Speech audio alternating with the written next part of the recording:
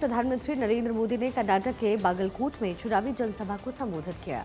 इस दौरान पीएम मोदी ने कांग्रेस पर जमकर निशाना साधा। साथ ही ये भी कहा कि कांग्रेस ने कर्नाटक को अपनी लूट का एटीएम बना लिया है और इतने कम समय में ही इन लोगों ने कर्नाटक का खजाना खाली कर दिया। एक रिपोर्ट आपको दिखाते हैं।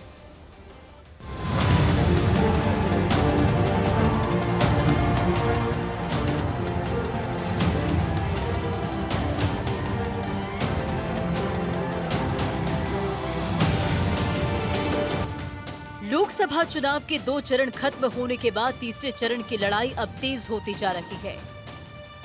उत्तर से लेकर दक्षिण तक सभी दलों के नेता प्रचार कर रहे हैं और अपनी अपनी जीत का दावा कर रहे हैं। प्रधानमंत्री नरेंद्र मोदी ने कर्नाटक के बागलकोट में चुनावी जनसभा को संबोधित किया।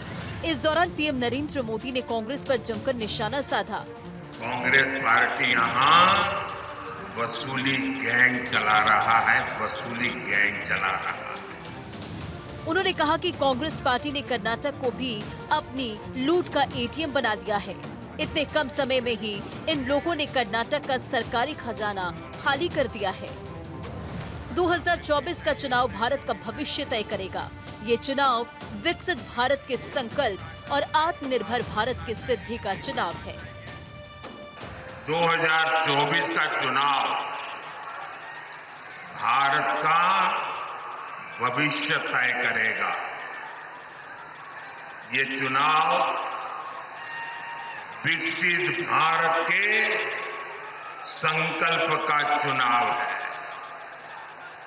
ये चुनाव आत्मनिर्भर भारत की सिद्धि का चुनाव है।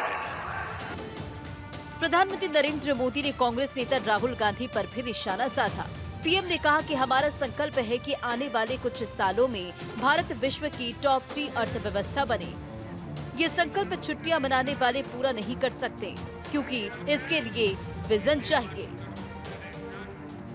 आने वाले कुछ सालों में भारत विश्व की टॉप 3 इकोनॉमी बने और ये संकल्प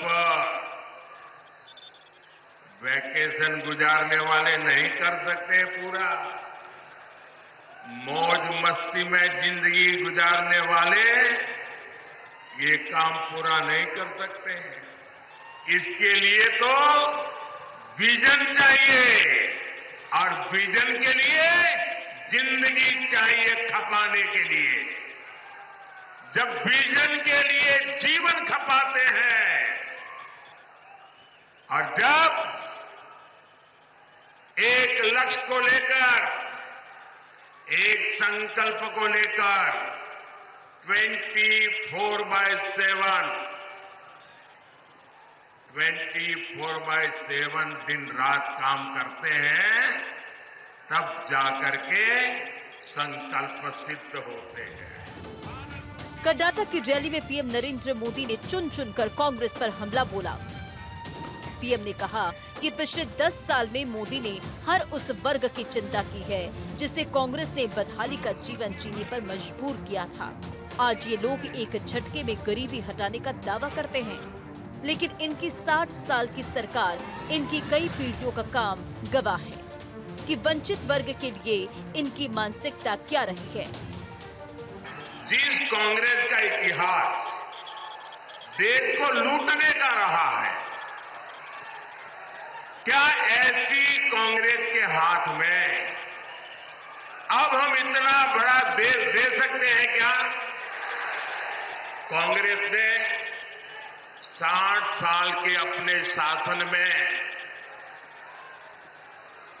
जो उनकी पहचान बनी है, वो उनके पापों के कारण बनी है।